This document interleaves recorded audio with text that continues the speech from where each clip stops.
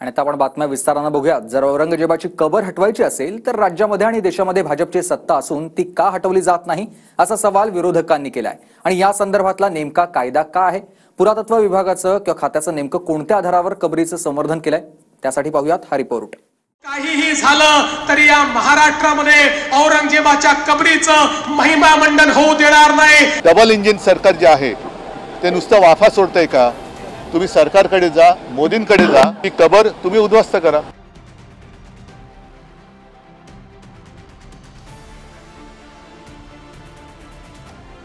इतक्या दिवसांपासून महाराष्ट्रात औरंगजेबाच्या कबरीवरून वाद रंगलाय।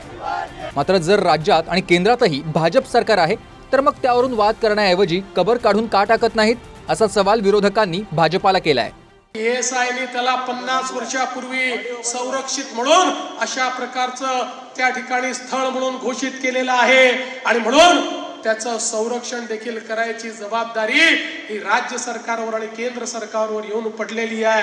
काय दुर्दैव आहे, ज्या औरंग्याने आमच्या हजारो लोकांना मारलं त्याच्याच कबरीचं संरक्षण आम्हाला करावं लागतं। पण एक वचन तुम्हाला निश्चितपणे देतो, काहीही झालं तरी या महाराष्ट्रामध्ये औरंगजेबाच्या कबरीचं महिमा मंडन होऊ देणार नाही, त्याचं उदात्तीकरण होऊ देणार नाही। त्याचं उदात्तीकरण करण्याचा कोणी प्रयत्न केला तर तो प्रयत्न त्याच ठिकाणी चिरडून टाकण्याचं काम या आम्ही केल्याशिवाय राहणार नाही।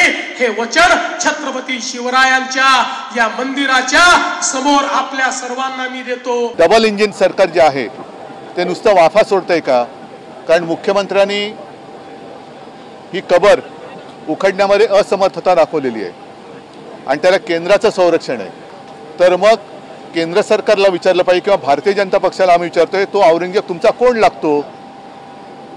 आणि दुसरी गोष्ट अशी की औरंगजेब असो, अफजल खान असो, ही छत्रपती शिवाजी महाराजांच्या पराक्रमाचे पुरावे आहेत। ते जर यांना वाटत असेल नष्ट करायचं तर आंदोलन काय करताय?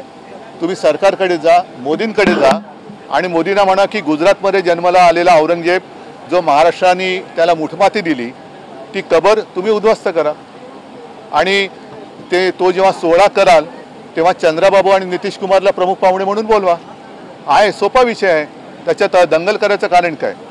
यावर देवेंद्र फडणवीसांनी काँग्रेस काळात कबरेला पुरातत्व विभागाचं संरक्षण मिळाल्याचं सांगत कायद्याचा अडसर सांगितलाय। मात्र नियमानुसार त्यात आताचं केंद्रातील भाजप सरकार त्यात बदल करून कबर हटवेल का हा प्रश्न अनुत्तरितच राहिलाय। औरंगजेब हे हिंदुस्थानाचा शत्रू, एक नंबरचा शत्रू। औरंगजेबाची कबर आता आमच्या भागात नको।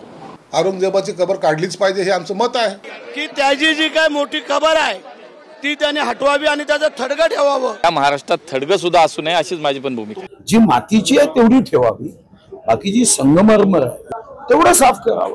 त्या औरंगजेबाची जी काही कबर आहे ती आठवण आम्हाला नकोच आहे। जे काही जनतेची भावना आहे त्या जनतेच्या भावनेचं रूपांतर वेगळ्या दिशेने गेलं तर कदाचित मग प्रशासन जबाबदार राहील असं मला वाटतं। सरकार तुमचं आहे ना, नरेंद्र मोदी तुमचे आहेत, देवेंद्र फडणवीस तुमचे आहेत, दंगली कशाला करताय?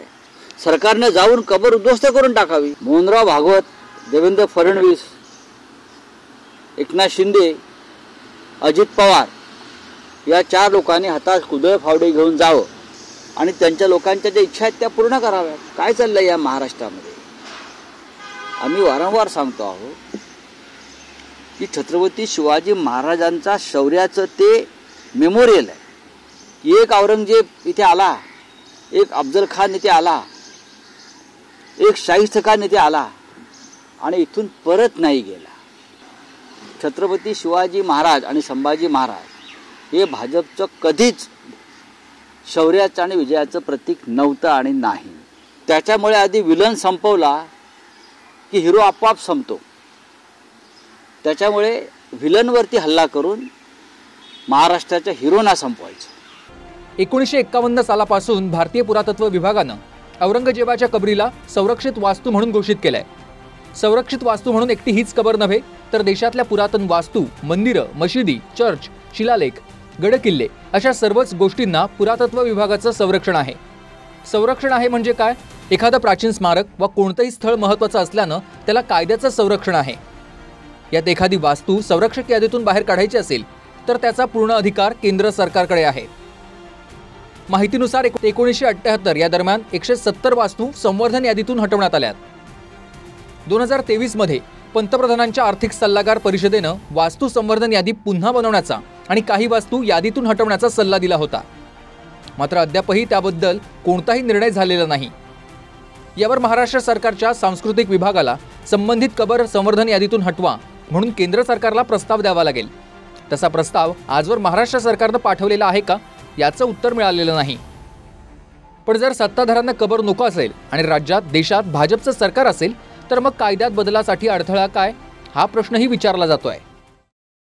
याउलट हिंदुत्ववादीच विचारांच्या संघटना कबर हटवण्यासाठी आंदोलन करतायत आणि कबरीच्या पाहणीसाठी केंद्राच्याच पुरातत्व विभागाचे अधिकारी दाखल होत आहेत.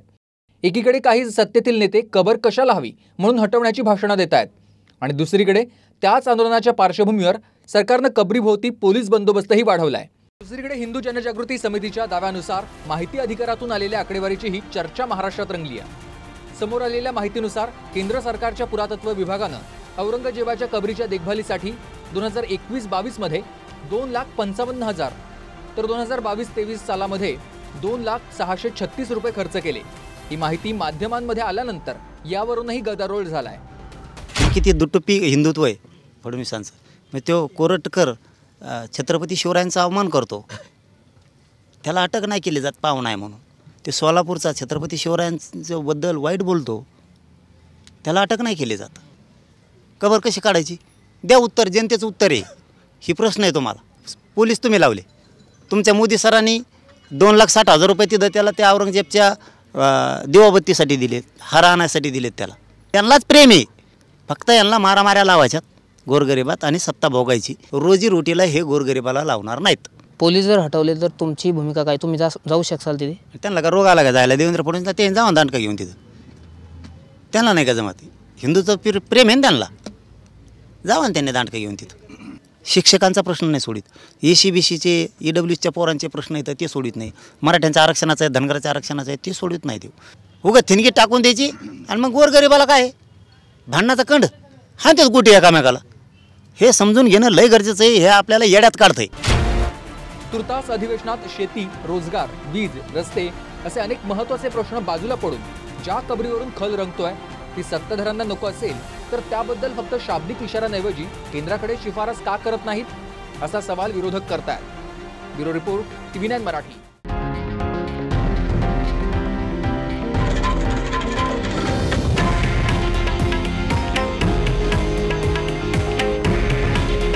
हे आहे देशातील नंबर 1 न्यूज नेटवर्क आणि आपण पाहत आहात TV9 मराठी. काळजी तुमची, हित महाराष्ट्राचं.